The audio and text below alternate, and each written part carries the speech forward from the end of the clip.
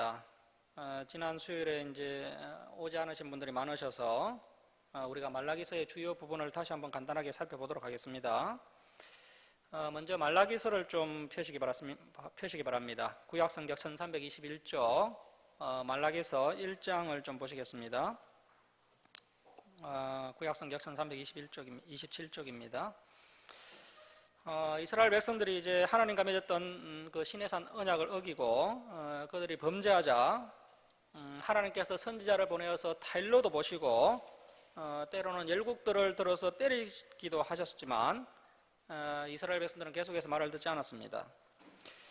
결국에는 아수르와 바벨론을 통해서 북이스라엘과 남유다를 멸망시키시고 소수의 남은 자들은 바벨론 포로로 끌려가서 70년 동안 혹독한 훈련을 받게 됩니다. 70년 기한이 차자 이스라엘 백성들이 바벨론에서 예루살렘으로 다시 귀환을 하게 됩니다. 총 3차에 걸쳐서 귀환을 했고 느헤미야와 에스라가 주도를 해서 제1회 에스라 성경 강좌까지 했음에도 불구하고 이스라엘 백성들이 다시 타락을 하게 됩니다. 이 말라기서는 이제 느헤미야의 시점으로부터 마지막 시점으로부터 약 30년이 흐른 시점입니다. 느헤미야의 마지막 때로부터 이제 30년이 더 흐른 시점에 이 이스라엘 백성들이 다시 타락을 하자 하나님께서도 이제 더 이상 뭐 어떻게 해볼 수 있는 방법이 없는 그런 참 기가 막힌 상황이 이 말라기서의 배경입니다. 자, 이런 험악한 분위기 가운데 신부 이스라엘과 또 신랑 되신 하나님께서 서로 이렇게 만나셔서 이제 대화를 나누는데요. 그때 이제 그 누구도 먼저 말을 꺼내지 못합니다. 한동안 침묵이 흐르다가 하나님께서 먼저 말씀을 하시는데요. 말라기서 1장 1절 말씀 보시겠습니다. 말라기서 1장 1절 말씀 보시면 여호와께서 말라기를 통하여 이스라엘에게 말씀하신 경고라. 자, 하나님의 첫 마디가 무엇이냐면요. 2절 말씀 보십시오. 여호와께서 이르시되 내가 너희를 사랑하였노라. 모세 때로부터 말라기까지 1000년간 하나님께서 이스라엘 백성들을 사랑하신 겁니다.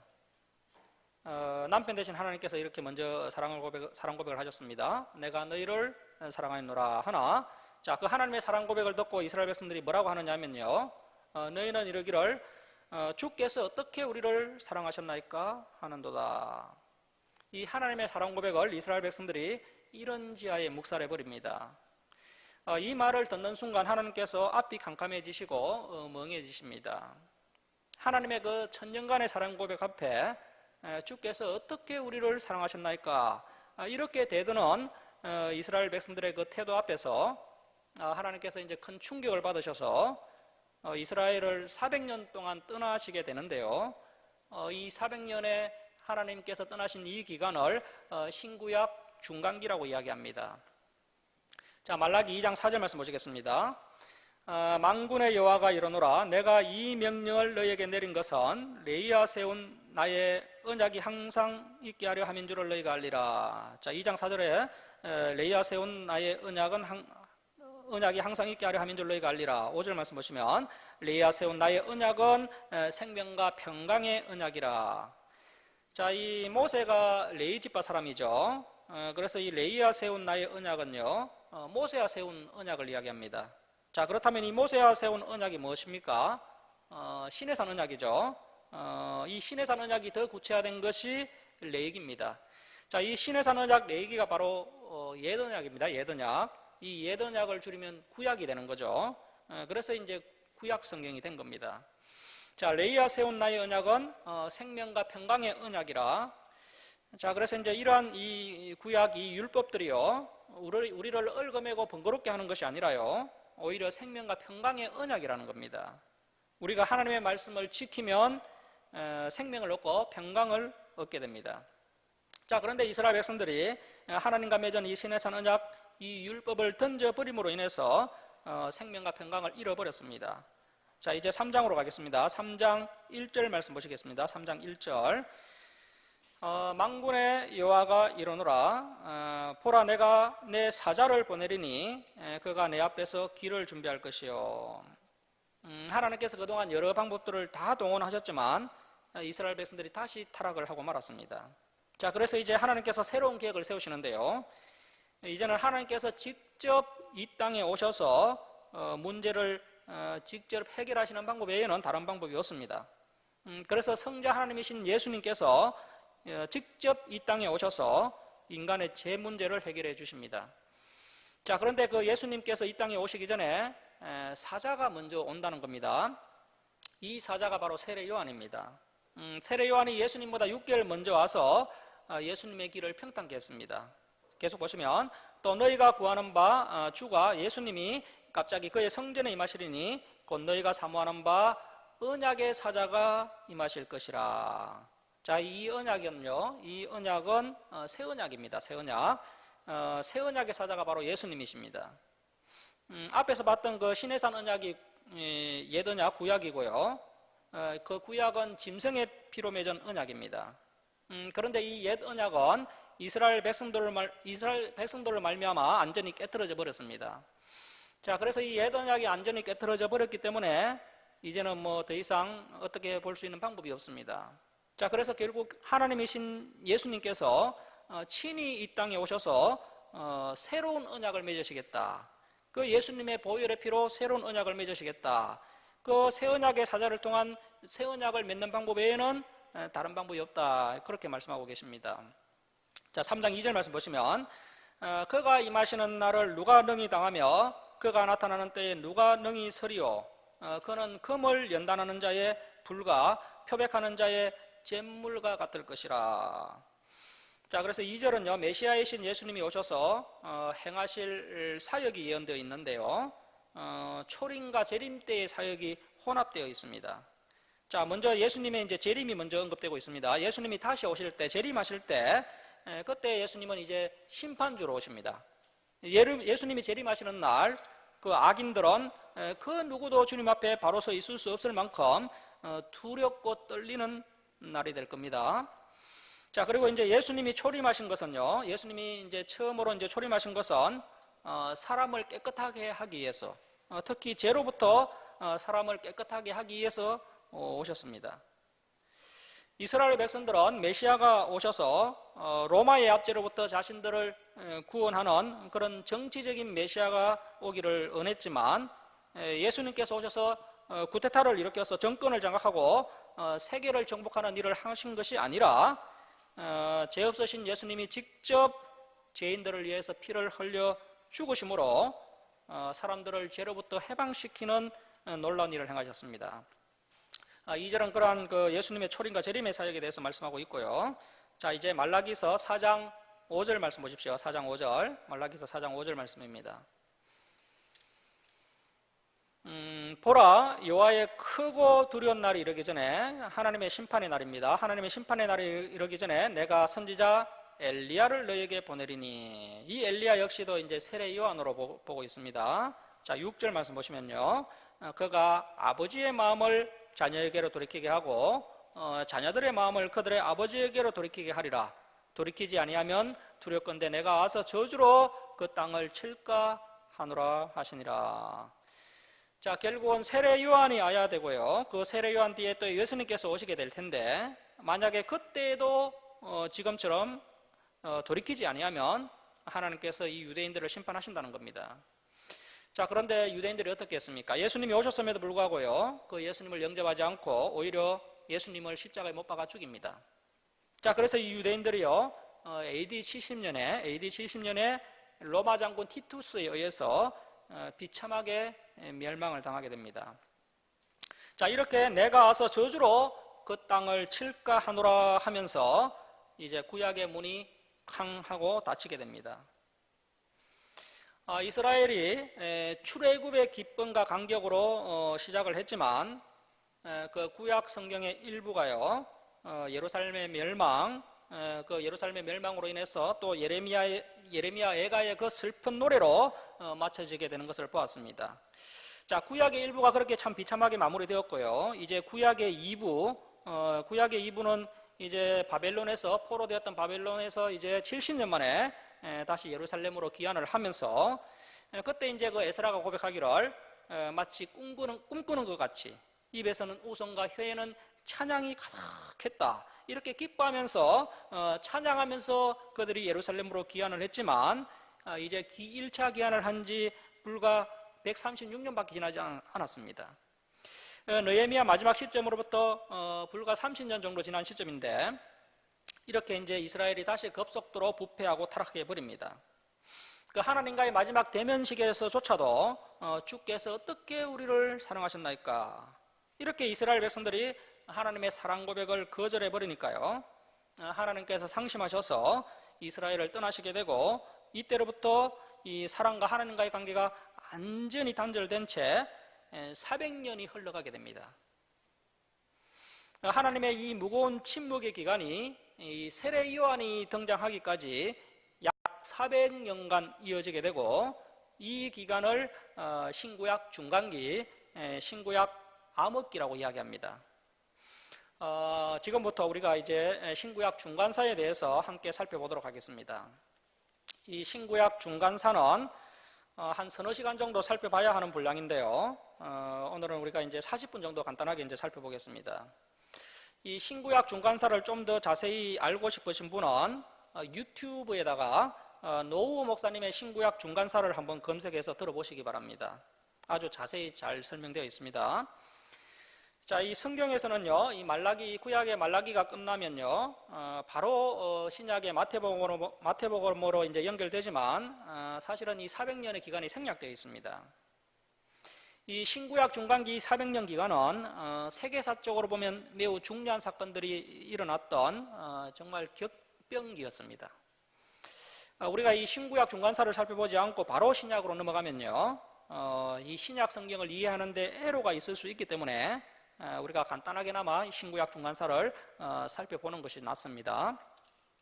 자, 이 신구약 중간사, 이제 BC 400년부터 세례 요한이 등장하기까지 이 400년 사이에 있었던 가장 큰 뉴스, 가장 큰 빅뉴스는 페르시아 제국이 멸망한 사건입니다. 자, 신구약 중간기 400년 동안 가장 큰 뉴스가 페르시아 제국이 멸망당한 것인데요. 페르시아의 제4대 황제가 다리우스 히스타페스 1세였습니다. 다리우스 히스타페스 1세가 4대 황제였고 5대 황제가 아하수에로 왕인데, 이 4대 황제, 5대 황제 때가 페르시아의 최고 전성기 시대였습니다. 이 4대 황제 다리우스 히스타페스 1세가요, 스룹바벨과 친구였던 것으로 보입니다. 이 스룹바벨은 제1차 바벨론 포로들을 인솔한 사람이었죠. 이 스룹바벨이 이제 예루살렘 총독으로 와서 무너진 예루살렘 성전을 다시 재건했습니다. 이 스룹바벨이 어린 시절에 이 4대 황제 다리우스와 함께 공부를 했다고 이제 전해지고 있습니다. 그래서 이제 다리우스의 친구였고, 또 4대 황제의 도움으로 예루살렘 성전을 안공하는 장면을 성경에서 볼 수가 있습니다. 그리고 이제 5대 황제 아하수에로는 에스더의 남편입니다. 아하수에로가 이제 에스더의 남편인데, 아버지 다리우스가 이제 그리스와의 전쟁에서 크게 패했기 때문에 아버지의 은수를 갚는다고 하면서 계속해서 그리스와 전쟁을 일으킨 전쟁강이었습니다. 자, 이 페르시아 4대 황제, 5대 황제가 페르시아의 최고 전성기였고, 이때 이제 페르시아가 많은 전쟁들을 일으켰습니다. 자, 이때 이제 일어난 전쟁들이요, 정말 세계사적으로도 유명한 그 마라톤 전쟁, 그리고 이제 테르모필레 전투, 그리고 플라타리아 해전, 살라미스 해전, 이러한 유명한 전쟁들을 일으켰는데, 페르시아는 이러한 큰 전쟁에서 크게 패하면서 이제 5대 황제 아하수에로 이후에 이 페르시아의 국력이 점점 기울어지기 시작합니다. 페르시아 제6대 황제가 아닥사스다 왕인데, 이 아닥사스다 왕이 바벨론 2차 기한, 3차 기한을 시켜준 왕입니다. 자, 아무튼 이렇게 해서 이제 페르시아가 제11대 황제까지 역사가 이어지게 됩니다. 11대 황제가 다리우스 3세인데요. 이 다리우스 3세 때 이 페르시아 제국이요, 알렉산더 대왕이 이끄는 그 헬라 제국에게 패하게 되고, 이 다리우스 3세가 암살을 당하면서 200여 년간의 페르시아 그 역사가 막을 내리게 됩니다. 이 페르시아가 멸망한 때가 BC 331년입니다. 자, 이렇게 해서 400년 중간기 동안 가장 큰 뉴스가 페르시아 제국이 멸망한 사건이고요. 이렇게 해서 이제 페르시아 제국이 역사의 뒤안길로 사라지게 됩니다. 자, 그리고 이 페르시아보다 앞에 있었던 나라가 있었죠. 페르시아보다 바로 앞에 있었던 나라가 바로 바벨론입니다. 역사서에서는 신바벨로니아라고 하는데요. 이 신바벨로니아는 제국이라고 하지는 않지만 매우 크고 강한 나라였습니다. 이 신바벨론의 역사도 굉장히 짧았습니다. 그래서 이제 성경적으로 봤을 때요, 이 신바벨로니아 성경에는 이제 바벨론으로 나오는데, 이 바벨론이 예루살렘을 멸망시키고 또 살아남은 유대인들을 사로잡아서 70년 동안 바벨론의 포로로 끌고 가버립니다.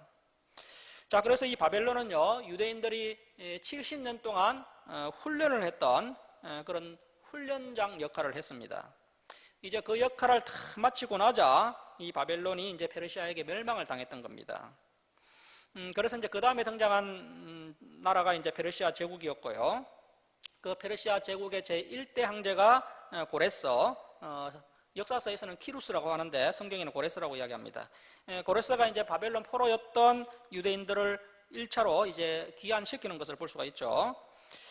그 이후에 이제 페르시아는 뭐 예루살렘 성전이 재건되는 것도 도와주고, 또 이제 에스더가 앙비가 되고, 에스더의 사촌 오빠 모르드게가 페르시아의 총리가 되면서 유대인들이 페르시아 역사 가운데 중요한 역할들을 감당하게 됩니다.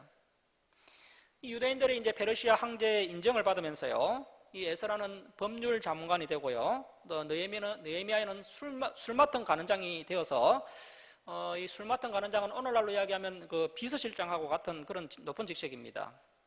그래서 이렇게 중요한 역할을 감당하다가 이 에스라와 느헤미야가 하나님의 꿈에 사로잡혀서 이제 2차 기한, 3차 기한을 인솔하는 것을 볼 수 있습니다.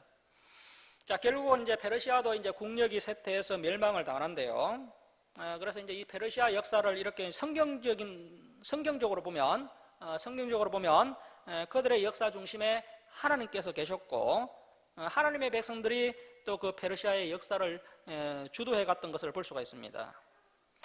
자, 그래서 이제 앞으로의 인류 역사 역시도요, 하나님 백성들의 중심으로 흘러간다는 사실을 우리가 깨닫게 됩니다. 그래서 유엔이나 백악관이나 청와대가 역사의 중심이 아니라 우리 하나님의 백성들이, 우리 교회가 역사의 중심이 되고 주인공이 될 것입니다. 이 성경을 보면 역사의 중심에 항상 하나님의 백성들이 있었던 것을 볼 수가 있습니다.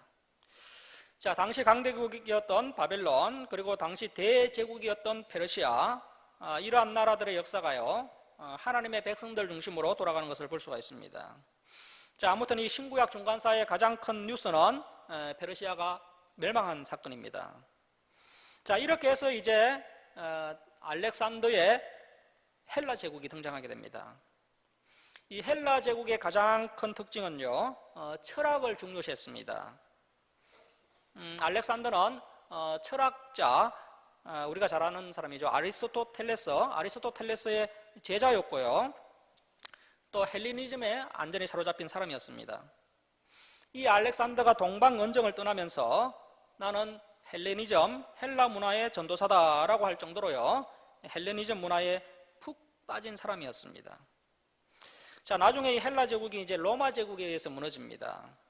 자, 헬라 제국은 무너지지만 이 헬라 제국의 사상 철학은 오히려 로마를 정복합니다. 헬라 제국은 로마에 의해서 무너졌지만 이 헬레니즘은 오히려 로마 제국을 정복했습니다. 이 헬레니즘이 이제 헬라 제국의 문화지요. 그래서 이제 로마 제국까지 정복해서요, 로마의 문화로 헬레니즘이 자리 잡게 됩니다. 이 헬레니즘 문화가 유대인들의 사상까지 흔들게 되고요, 유대인들의 정체성까지 위협하게 되었습니다. 자, 그만큼 이 문화라는 것이요, 매우 위협적입니다. 오늘날도 이 문화의 힘이 상당히 큰 이력을 발휘하는 것을 볼 수 있습니다. 이 마귀가요, 이것을 알기 때문에 이 문화를 이용해서 오늘날 우리 그리스도인들을 공격하고 있습니다. 오늘날 우리 기독교인들이 깨어있지 못하고 이 세속 문화에 물들어서 이 그리스도인의 정체성을 자꾸만 잃어버리고 있습니다. 자, 아무튼 이렇게 이제 알렉산더가 이 헬레니즘의 전도사로 나서면서요, 이제 동방언정을 떠나게 됩니다. 알렉산더가 가장 먼저 정복한 지역이 트로이입니다. 트로이 목마 잘 아시죠? 그 트로이를 정복하고요, 본격적으로 이제 동방언정을 시작합니다. 자, 그런데 이 알렉산더가 이제 페르시아로 쳐들어갔을 때요, 이 페르시아 백성들이 알렉산더에게 대항을 한 것이 아니라 오히려 알렉산더 군대를 환영을 합니다. 이 페르시아가 그동안 여러 전쟁들을 일으키면서 백성들에게 너무나도 많은 세금을 거두었고 수많은 젊은이들이 전쟁에서 희생을 당했습니다. 그래서 이제 알렉산더 군대가 쳐들어왔을 때 태양신의 아들 알렉산더가 우리를 해방시키러 왔다 하면서 오히려 환영을 하게 되고요. 헬라 제국이 매우 빠르게 세계를 정복해 나가게 됩니다. 자, 지도 한번 띄워주시기 바랍니다. 저기 지도를 보시면 이제 알렉산더가 마케도니아 저 빌립보에서 이제 동방 언적을 시작했어요. 먼저 애굽으로 내려가서 애굽을 정복하고, 그래서 이제 애굽 알렉산드리아라는 도시를 만들고, 이제 동쪽으로 더 진군을 해서 마침내 인더스 강까지 이렇게 정복을 합니다. 이 알렉산더가 갈수록 야망이 커지면서요, 지나치게 전쟁을 일으키게 됩니다. 동방 언정을 떠난 지 10년이 지났을 때 이제 문제가 발생하기 시작합니다. 병사들이 이제 본국을 떠난 지 10년쯤 되니까요, 뭐 고향에 두고 온 처자 생각, 부모 생각이 나면서 불평불만이 일어나게 됩니다. 오랜 전쟁으로 인한 그 원망과 불평이 높아지기 시작하였고요. 급기야 병사들이 불평불만에 그친 것이 아니라 구체적으로 알렉산더에 대항하기 시작합니다. 그래서 일부는 배를 만들어서 뭐 본국으로 해군하는 그런 일들까지 일어나게 됩니다. 이 알렉산더가 인더스 강가에서 이 부하들의 반발로 더 이상 정복 전쟁을 계속할 수 없게 되자 눈물을 흘리면서 아쉬워했다고 합니다. 자, 그래서 이제 인더스 강을 건너지 못하고요, 다시 해군을 해서 이곳 저곳을 더 정복하려고 계획을 세웠지만 결국에는 BC 323년에 알렉산더가 열병으로 죽음을 맞이했다고 합니다. 자, BC 323년에 이제 알렉산더가 죽었는데요.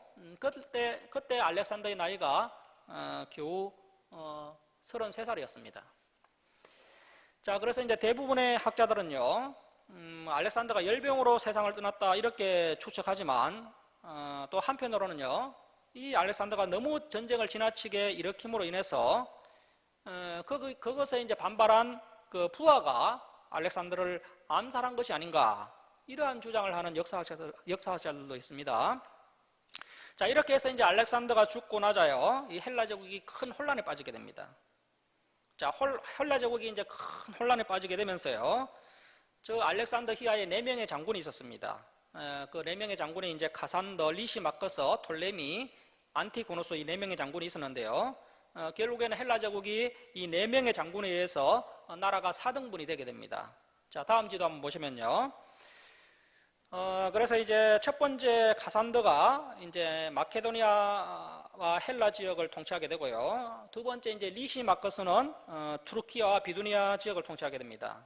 세 번째 톨레미가 애국과 이제 시리아를 통치하게 되고요. 네 번째 이제 안티고누스가 지중해에서 중앙아시아까지 중앙의 가장 알짜배기 땅을 차지하고 통치를 하게 됩니다. 자, 그런데 이제 이 안티고누스가 자기가 가장 좋고 넓은 땅을 차지하고 있으니까요, 교만해지기 시작합니다. 그래서 뭐 자신이야말로 알렉산더의 뒤를 이은 사람이다라고 주장을 하게 되고요. 그래서 나머지 상개국의 미움을 사게 됩니다. 자, 그래서 이제 상개국이 연합을 해서 이 안티고누스를 치러 갑니다. 그리고 나서 이제 안티고누스의 땅을 정복하고 이 상개국 연합군이 이제 땅을 차지하게 되는데, 이 정복 전쟁의 총사령관이 이제 톨레미의 군대 사령관이었던 셀류쿠스였습니다. 이 셀류쿠스가요, 이제 연합군을 이끌고 가서 이 안티고누스를 정복한 이후에요, 이 셀류쿠스가 이제 배신을 하고, 이번 전쟁에서 나의 공이 가장 크다 하면서 이제 배신을 하고 이 안티고누스의 땅을 자기가 차지해 버립니다. 자, 다음 지도 보시면요. 그래서 이제 안티고누스 땅이 셀류쿠스로 이름이 바뀌게 되고요. 이렇게 해서 이제 이 톨레미 왕국과 셀류쿠스 왕국 간의 관계가 악화되게 됩니다. 그래서 이제 톨레미와 셀류쿠스 두 나라 간에 150년간의 전쟁이 일어나게 됩니다. 자, 먼저 톨레미가요, 자신을 배신했던 그 셀류쿠스를 치러 갑니다. 자, 이 셀류쿠스가 이제 가는 이 길목에, 셀류쿠스로 가는 이 길목에 누가 있습니까? 딱 중간에 딱 끼어 있는 나라가 있죠. 바로 이스라엘입니다. 자, 이스라엘이 두 강대국 사이에 끼어 있다가요, 두 나라에게 수탈당하고 약탈당하게 됩니다. 말라기에 어떤 일이 있었습니까? 하나님께서 내가 너희를 사랑하였노라고 사랑 고백을 하셨을 때 이스라엘은 주께서 어떻게 우리를 사랑하셨나이까 이렇게 되들었죠. 그러한 태도에 마음이 상하신 하나님께서 그래 그렇다면 나는 떠날 테니까 너희들 마음대로 한번 잘 해봐라 하시면서 이제 하나님께서 떠나시게 되었고 이스라엘이 고아와 같이 벌어진 상황 가운데 이러한 비참한 일들이 일어나게 된 겁니다. 하나님이 떠나신 이후에 이스라엘은 150년 동안 큰 고통을 당하게 됩니다. BC 315년에서 BC 165년까지 150년 동안 이스라엘이 끔찍한 일을 당하게 됩니다. 이스라엘이 하나님의 율법이 귀찮다, 번거롭다 하면서 이 율법을 던져버리고 하나님을 멀리해서 그들이 행복하게 된 것이 아니라 그들이 고아와 같이 벌어져서 150년 동안 큰 고통 가운데 처하게 되는 장면을 볼 수 있습니다. 자, 이러한 이 150년 전쟁이요, 이제 우리가 다니엘서 11장에서 살펴봤었습니다. 다니엘서에 이제 이러한 전쟁들이 예언되어 있는데, 그러한 예언이 역사 가운데 그대로 다 성취가 되게 됩니다. 그리고 우리가 이제 마태복음 13장에서 밭의 감주인 보아라는 그 비유를 보았지 않습니까? 이제 왜 이런 비유가 나왔느냐 하면요, 150년 전쟁 중에 이제 너무나도 이제 약탈과 강탈이 심하니까요, 이스라엘 백성들이 그 보아를 집안에다 놔둘 수가 없는 겁니다. 그래서 이제 보아를 밭에다가 땅을 파서 숨겨두었습니다. 그런데 전쟁이 뭐 1, 2년 만에 끝나는 것이 아니고요, 150년 동안 지속이 되다 보니까 그 보물을 이제 숨겨놓고 꺼내지도 못하고는 다 죽게 됩니다. 자, 그래서 이제 세월이 흐르고 나서 이제 전쟁이 다 끝나고 이제 그 보물이 이제 숨겨놓은 장소도 이제 다 잊어버리고요. 그래서 이제 예수님 시대 때 어떤 사람이 이제 밭을 갈다가 그 보물을 발견했는데요. 그때 이제 그 보물이 누구의 소유냐 하면서 이제 많은 논란이 일어났고, 그래서 이제 보물은 현재 밭주인이 그 보물을 차지하게 된다. 그러한 이제 법을 만들었습니다. 그래서 예수님께서 밭에 간 주인 보아라는 비유를 들어서 천국을 설명해 주셨던 겁니다. 이러한 배경이 있었던 것이죠. 자, 아무튼 이렇게 이제 150년간의 그 남방한과 북방한 간의 전쟁이 일어나는데요. 이 150년간의 전쟁의 그 결과는요, 결국에는 두 나라 모두가 다 기진맥진해 버리게 됩니다. 뭐 경제는 말할 수 없을 정도로 피폐해지게 되고요. 정말 동방에서 가장 큰 나라였던 헬라 제국이 분열이 되어서 서로 간의 에너지를 계속 소모하고 있었기 때문에 헬라는 계속해서 약화되고 있었습니다. 자, 이러한 상황 가운데 이제 서양에서는 1차, 2차 포에니 전쟁이 일어났고요. 그 전쟁에서 로마의 스키피오 장군이 카르타고의 한니발 장군을 물리치면서 1차, 2차 포에니 전쟁을 로마가 승리를 하면서 이제 로마가 지중해 패권을 장악하게 됩니다. 헬라 제국은 분열이 되어서 150년 전쟁으로 인해 서로의 에너지를 소모하면서 점점 약화되는 상황 가운데 있었고, 자, 이때 이제 헬라 제국 그 셀루쿠스의 마지막 왕이요, 그 유명한 안티오쿠스 4세 에피파네스입니다. 이름이 많이 길죠. 안티오쿠스 4세 에피파네스입니다. 이 사람은 이제 다니엘서에도 예언되었던 인물인데요. 이 안티오쿠스 4세 에피파네스가 이 셀루쿠스 왕조의 마지막 왕이었는데요. 이 에피파네스가 이제 톨레미를 치러 내려갑니다. 이제 150년 전쟁의 거의 막바지에 이르렀을 때요, 마지막으로 이제 힘을 내어서 이 톨레미를 치러 내려간 겁니다. 자, 그런데 내려갔더니요, 이 톨레미가 이미 로마 제국의 손에 넘어간 겁니다. 로마 군대가 지중해에 배를 정박해 놓고 진을 치고 있었는데요, 그 군대를 보니까 얼마나 강한지 이제 도저히 상대가 되지 않는 겁니다. 자, 그래서 이제 이 에피파네스가 이제 제대로 싸워보지도 못하고 다시 이제 군사를 되돌리게 됩니다. 되돌아가면서 어디다가 핫풀이를 합니까? 돌아가는 길목에 있는 이스라엘에다가 온갖 핫풀이를 다 합니다.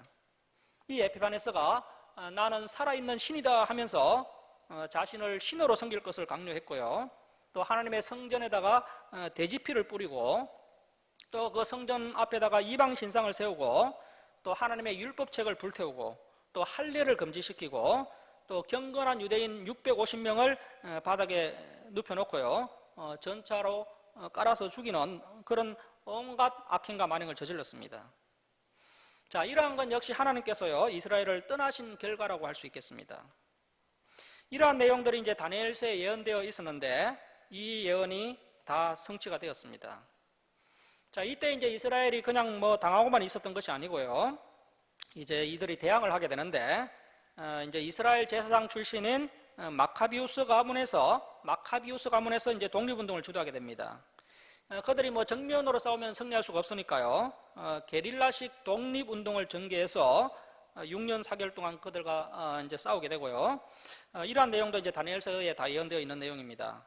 그래서 이제 마카비우스 가문이 6년 4개월 동안 독립운동을 해서 마침내 승리를 하게 되고 이 에피파네스를 몰아내면서 독립을 쟁취하게 됩니다. 그런 다음에 이제 성전을 깨끗하게 수리를 합니다. 이것을 기념하는 절기가 수전절입니다. 수전절. 구약 성경에는 수전절이 없습니다. 그런데 요한복음 이제 10장 22절에 보시면요. 요한복음 10장 22절에 보시면 수전절이라는 절기가 나옵니다. 이 절기가 언제 생기느냐 이것을 알려면요. 우리가 이 신구약 중간사를 살펴봐야 알 수가 있습니다.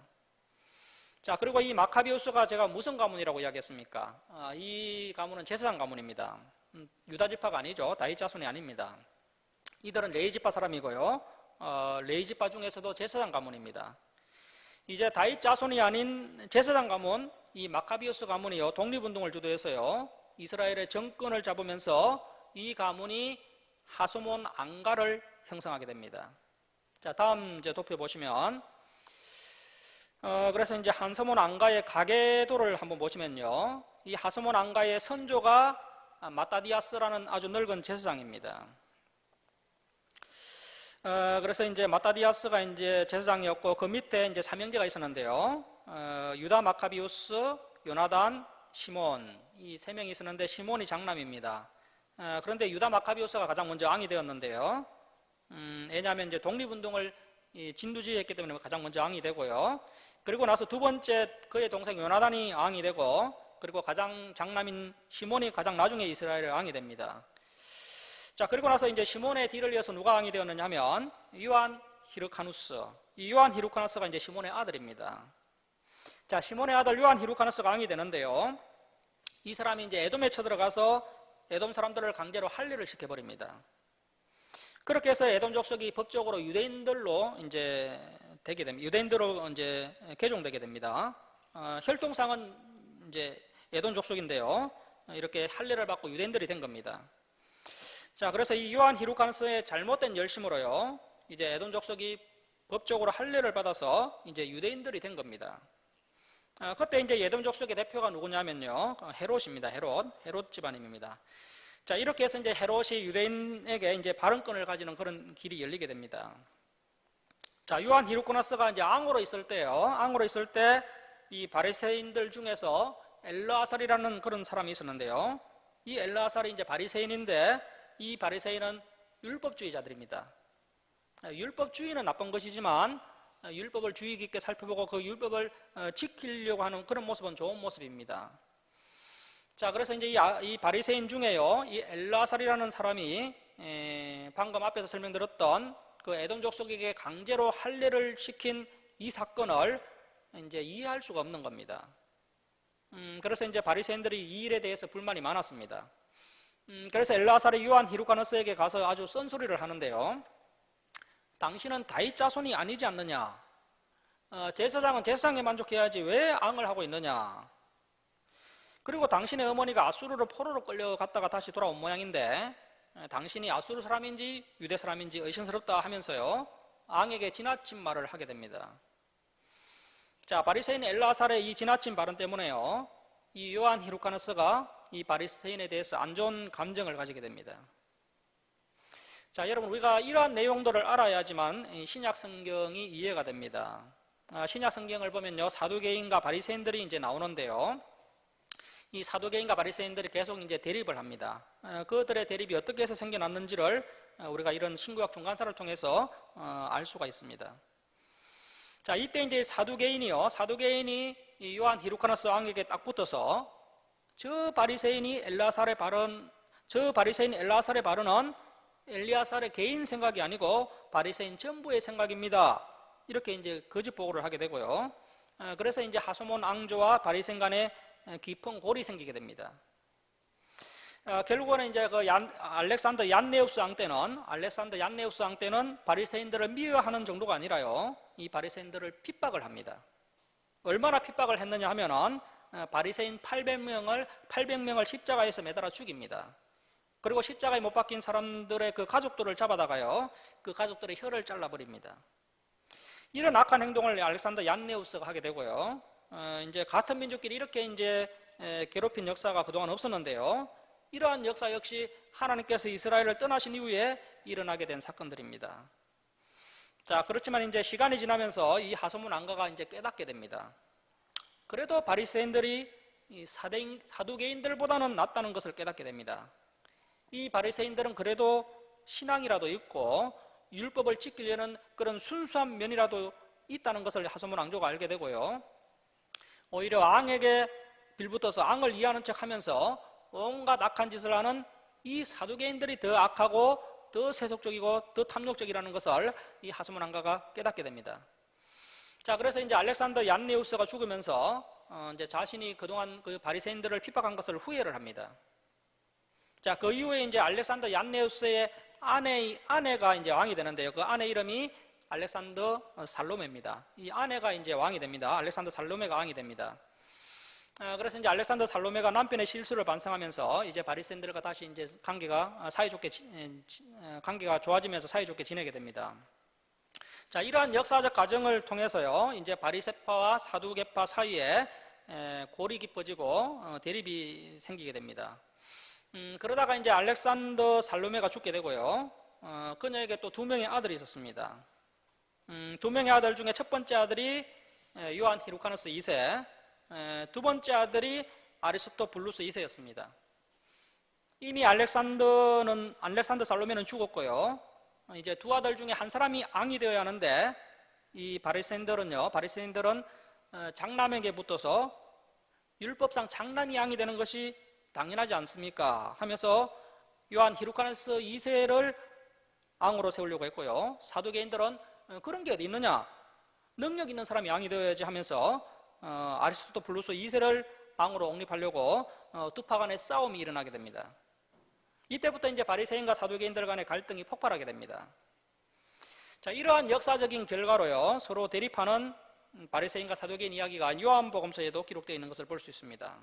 자, 이러한 부분을 알아야 우리가 이제 복음서를 봤을 때 왜 바리새인과 사두개인들이 서로 대립하고 있는지를 알 수가 있습니다. 자, 결국은 이제 장남이 왕자리를 포기를 합니다. 장남인 요한 히루카누스 2세가요, 나는 정치에 관심이 없다고 하면서 에돔으로 도망을 가버립니다. 자, 다음 도표를 한번 보시면,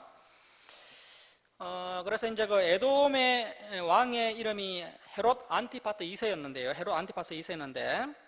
헤롯 안티파테르 2세라고 하기도 합니다.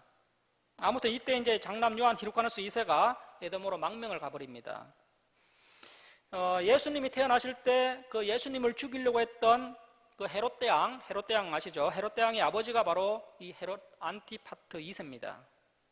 이 헤롯 안티파트 2세가요, 이 요한 히루카누스 2세를 잘 이용하면은 이스라엘 정치에 진출할 수 있는 발판을 마련할 수 있겠다, 이런 생각을 하면서요, 이제 야망을 키우기 시작합니다.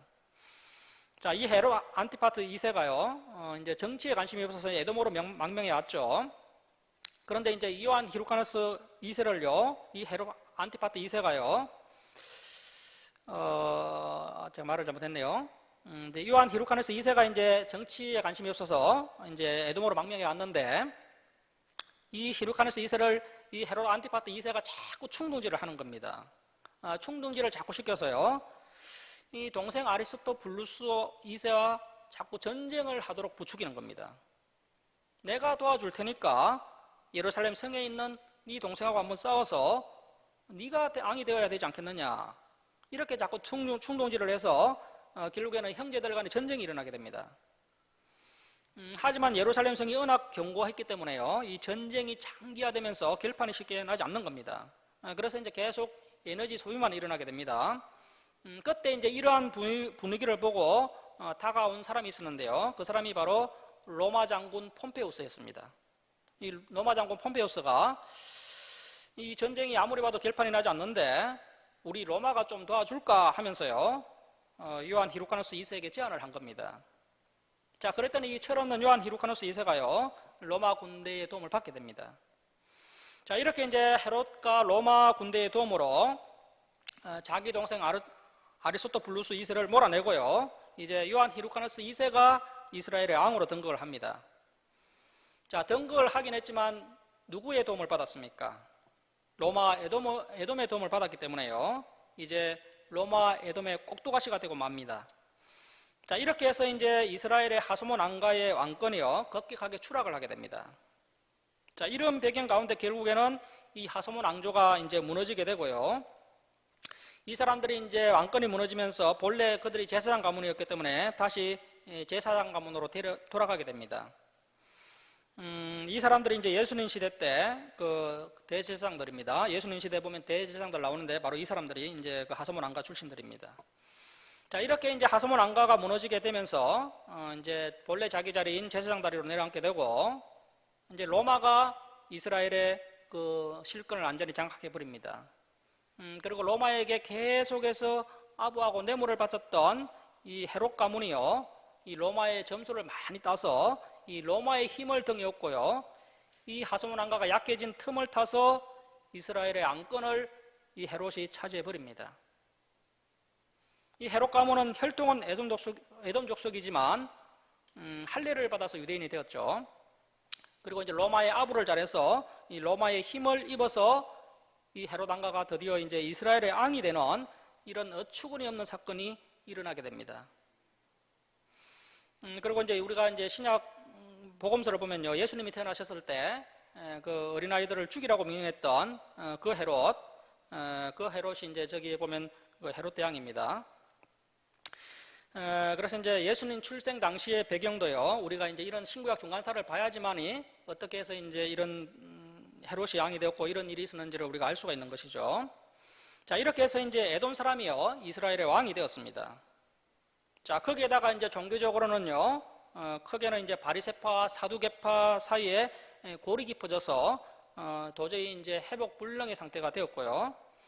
이렇게 이제 종교 지도자들이 이제 분열이 되었고, 거기에다가 또 여러 작은 또 파들이 더 있었습니다. 뭐 에스네파 열심당은, 헤롯당은 이런 사람들이 있었고요. 또 당시에 이제 문화적으로는 이제 헬레니즘 문화가 득세하는 그런 시대였기 때문에 히브리 문화는 이제 천시를 당했습니다. 이 히브리 문화는 옛 언약, 신의 산 언약으로 비롯된 문화인데요, 완전히 천시를 당하고 맙니다. 오늘날 이 문화가요, 미국에서 들어온 문화지 않습니까? 이 미국 문화를 전 세계가 사모하는 것처럼요, 이 당시에 이제 로마의 그 헬라 문화에 다들 취해서요, 하나님의 백성들이 영적인 잠을 자고 있었습니다. 심지어 언어도 이제 헬라 말을 썼던 것이죠. 헬라 말을 좀 섞어 쓰면은, 야, 저 사람은 참 배운 사람이다 하면서 인정을 하고요. 또 이름도 뭐 전부 헬라식으로 바뀌었습니다. 앞에서 봤던 뭐 알렉산더, 얀네우스 이런 이름이요, 다 헬라식 이름입니다. 유대인의 왕의 이름에요, 알렉산더라는 그런 이름이 들어갔던 겁니다. 이렇게 뭐 백성들, 귀족들 할 것 없이 모두가 헬라 문화에 심취했습니다. 이러한 상태로 몇십 년만 더 흘러가면은 이제 유대의 종교, 정신, 문화는 완전히 소멸되는 그러한 위기 가운데 처해졌습니다. 그야말로 이스라엘은 이제 꺼져가는 심지였고 정말 상한 갈대와 같은 그런 상태였습니다. 그런데 하나님께서는 꺼져가는 심지를 끄지 않으셨고요, 상한 갈대를 꺾지 않으셨습니다. 이때 이제 소수에 깨어있는 사람들이 부단히 메시아를 고대하기 시작합니다. 성경에 예언된 그 메시아를 고대하면서요, 그들이 기도하고 금식하면서 그 말라기서 마지막에 내가 내 종 엘리야를 보내겠다고 이제 말씀하셨는데, 하나님 그 엘리야를 언제 보내주시렵니까 하면서 이제 기도하면서 금식하면서 하나님의 때를 간절히 사모하는 소수의 사람들이 있었습니다. 자, 그렇게 엎드려서 눈물을 흘리고 기도하고 있을 때 어느 날 갑자기 강야에서 회개하라, 천국이 가까이 왔느니라, 이 세례 요한이 사자우를 토하면서 소리치기 시작했습니다. 약대 트롯을 입고 강야에서 메뚜기약 꿀을 먹으면서 어디에도 매이지 않고 그 누구도 두려워하지 않으면서 심지어 헤롯 왕 앞에서도 헤롯 회개하라 이렇게 소리쳤던 세례 요한입니다. 이 세례 요한의 사자후가 이스라엘 백성들의 심령을 깨우기 시작합니다. 자, 우리 마태복음 3장 1절에서 3절까지 한번 읽도록 하겠습니다. 한 목소리로 한번 읽겠습니다. 마태복음 3장 1절에서 3절까지 우리 이 시간 한 목소리로 한번 함께 읽겠습니다. 시작. 그때에 세례 요한이 이르러 유대 강야에서 전파하여 말하되 회개하라 천국이 가까이 왔느니라 하였으니 그는 선지자 이사야를 통하여 말씀하신 자라. 일러서되 강야에 애치는 자의 소리가 있어 이르되 너희는 주의 길을 준비하라 그가 오실 길을 곧게 하라 하였느니라. 자, 이렇게 해서 이제 신구약 중간사를 마치도록 하겠습니다. 이번 수요일부터는 우리가 정말 고대했던 정말 참 소망이신 예수님을 만나게 될 겁니다. 우리가 그동안 3년에 걸쳐서 이제 구약 성경과 이제 신구약 중간사까지 모두 살펴봤습니다. 구약의 역사 자체가 너무나도 이제 무겁고요. 그러다 보니까 이제 하나님의 마음도 무거우시고 그러다 보니 설교 역시도 무거울 수밖에 없었습니다. 그럼에도 불구하고 우리 성도님들이 여기까지 잘 인내해 주셔서 이렇게 함께 동참해 주셔서 너무나도 감사를 드립니다. 사랑하는 성도 여러분, 이 구약 성경을 통해서요 우리에게 주어진 이 값비싼 역사적 교훈을 저와 여러분의 교훈으로 삼을 수 있기를 주님의 이름으로 축원합니다. 기도하겠습니다. 사랑의 하나님,